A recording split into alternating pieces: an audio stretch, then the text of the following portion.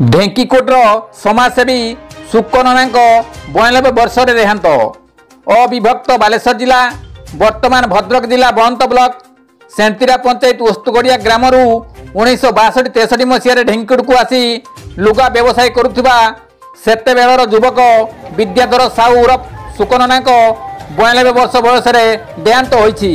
निकटरे तांकर जन्मदिन पालन होता। उद्यम ढेंकीकोट अनेक स्कूल एवं संगठन गढ़ी उठा बेले से पीसीसी मेंबर थे। निरंजन पट्टनायक एकांत अनुगत थे। ढेंकीकोट दीर्घ दिन रही एठारे से बासिंदा होते।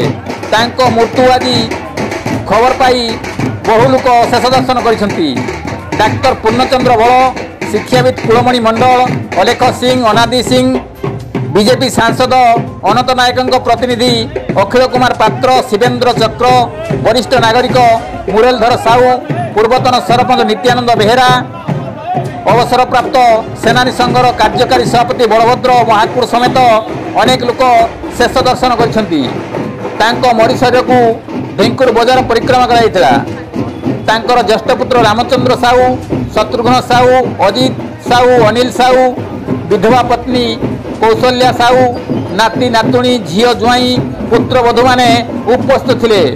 घर बाड़ी शव सत्कार कराई। गोविंद राउत का रिपोर्ट, केडी न्यूज।